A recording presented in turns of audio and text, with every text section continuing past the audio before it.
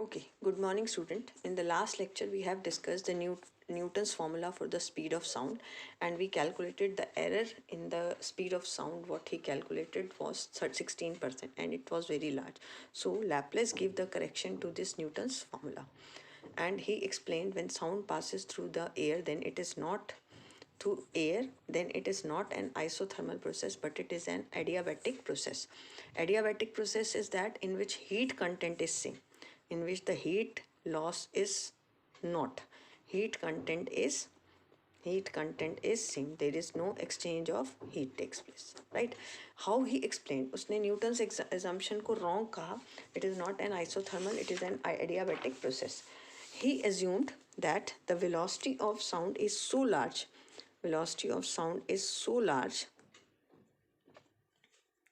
so large that compressions and rarefactions are formed so fastly. Compressions and rarefactions are formed so fast that there is no time left for the exchange of heat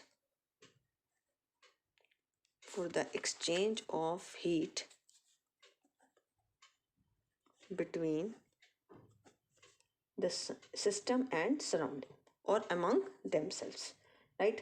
These are forms, there is no time left for the exchange of heat between themselves and with surrounding. यानी ये इतने fast होते हैं कि इनको time ही नहीं मिलता कि वो अपने आप with the surrounding, right? Second, air is a और gas is a bad conductor of heat. It is a bad conductor of heat.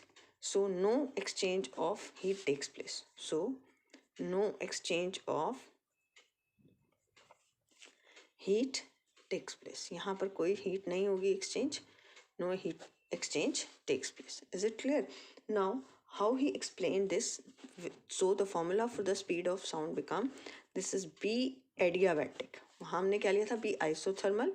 This is B adiabatic divided by rho. You can mark this as equation number 1 for it. And now we will calculate this B adiabatic. How we will calculate this B adiabatic? For an adiabatic process, ये आपने thermodynamics में पढ़ा होगा. For an adiabatic process, this PV raised to the power gamma is constant. What is gamma? Gamma is the ratio of Cp upon Cv. This is the specific heat at constant pressure to the constant volume. क्या होता है gamma? It is Cp upon Cv. This is the specific heat at constant pressure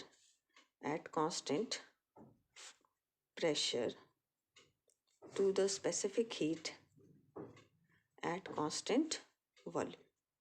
ठीक है? And this gamma is a number. Gamma is a constant number.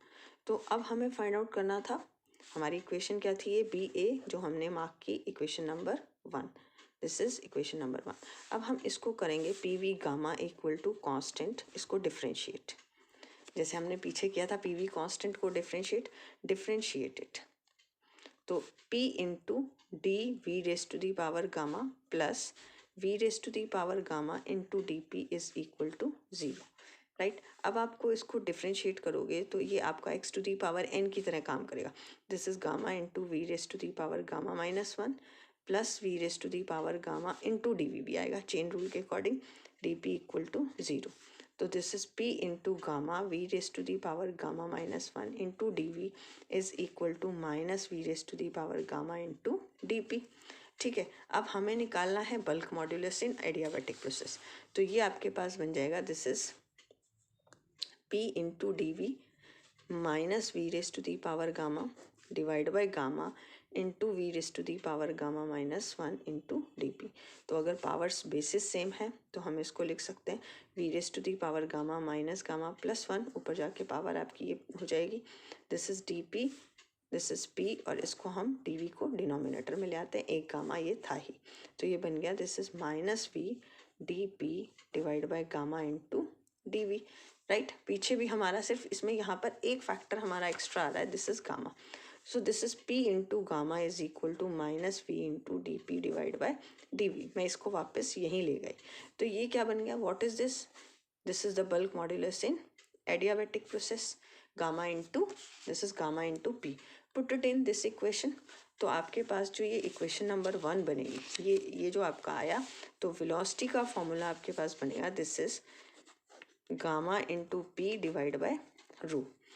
Newton's ने P by रू तो calculate कर ही लिया था, कितना आया था 280 मीटर पर सेकेंड, और गामा की वैल्यू एयर के लिए कितनी थी 1.41 फॉर एयर, गामा इज 1.41, और उसने गामा की वैल्यू 4.41, इसको मैं नेक्स्ट पेज पे ले रही हूँ, this is V equal to, ये उसने कैलकुलेट किया gamma into P divide by rho, और गामा की वैल्यू कितनी है एयर के लिए 1.41, this is CP upon CV। ठीक है, ये डायरेक्टली लर्न करना है। और P by according to Newton's formula ये कितना आया था हमारा, root P by rho, this is equal to 280 metre, उसने कैलकुलेट किया था 280 मीटर पर सेकेंड। तो आफ्टर दिस जब ये वैल्यू पुट की गई, this is root 1.41 into 280 metre per second, तो ये वेलोसिटी आ गई आपकी 332.5 metre per second, and it is very close to the, and it is very close to, it is very close to experimental value, it is very close to experimental value। तो आपके पास formula क्या आ गया, V is equal to gamma into P by rho, right. तो adiabatic जो Laplace ने correction की, उसने कहा कि साउंड ट्रेवल करिए through air and it is an adiabatic process, so this is the correct formula. Next is factors affecting, very important factors, ये student बहुत इंपॉर्टेंट है, Newton's formula and Laplace correction, many time it is asked in the exam, factors affecting the velocity of sound, factors affecting the velocity of, factors affecting the velocity of sound, first is the effect of density, first is effect of density। अभी हमने किया था V is equal to gamma P, यही formula हमने derive किया, तो speed of sound क्या हो गई, inversely proportional to density, speed of sound is inversely proportional to density, square root of density, और अगर ये तो अगर डेंसिटी ज़्यादा है तो स्पीड क्या होगी, डेंसिटी क्या है ज़्यादा तो स्पीड क्या हो जाएगी मोर। तो जैसे हमें मालूम है that density of oxygen is 16 times the density of hydrogen, density of oxygen is 16 times the density of hydrogen। तो अगर हम इसका रेशो लें तो V of hydrogen to the V of oxygen कितना होगा, 1 by density of hydrogen to the 1 by density of oxygen, तो this become root density of oxygen to the density of hydrogen, so this is 16 times the density of hydrogen to the density of hydrogen, this get cancel out and it become 4। तो V speed of hydrogen is, sound in hydrogen is 4 times the speed in oxygen, क्योंकि ये क्या है, inversely proportional to square root of density। Next is the effect of pressure. Student फॉर्मूले में आपको pressure नजर आ रहा है, but you can't say that it is directly proportional to pressure, it is independent of pressure. How we can explain it, effect of, next is effect of pressure, effect of pressure, how you can explain, V is equal to under the root of gamma into P by rho। अब density को हम क्या लिख सकते हैं, this is mass upon volume, तो V बन जाएगा this is gamma into P into V divide by M, right. अब P V क्या होता है, this is equal to R into T, gas equation से, गैस इक्वेशन से आपका ये आ गया, राइट। तो यहाँ पर आपका PV इज कांस्टेंट है at a constant temperature, at constant temperature, तो V आपकी क्या बन गई, this is gamma into R into T divide by M, it is independent of pressure. Speed of sound is, speed of sound is independent of, it is independent of, it is independent of pressure, right. तो किस पे depend करेगा ये, it depends upon temperature. Third factor is the effect of temperature, तो speed of sound is directly proportional to the square root of temperature.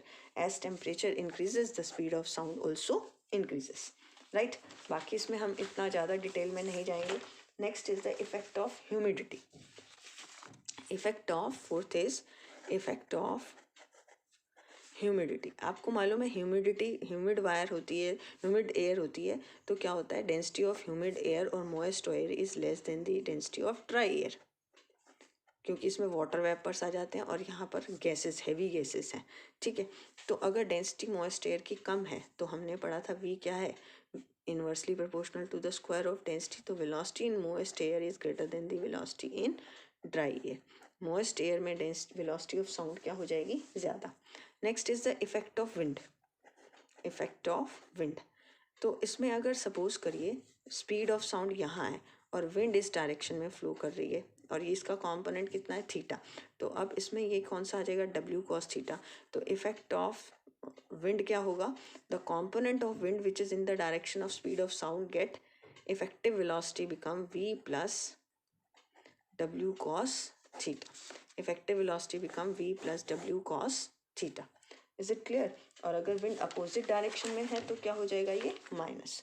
So this is all about the factors affecting. Factors में हमने पहला किया inversely proportional to density, second हमने किया independent of pressure, third हमने किया it is directly proportional to temperature, फिर humidity, moist air की डेंसिटी लेस होती है as compare to dry air, then effect of wind. I hope this Laplace and Newton's correction and factors affecting is clear to all of you. Thank you.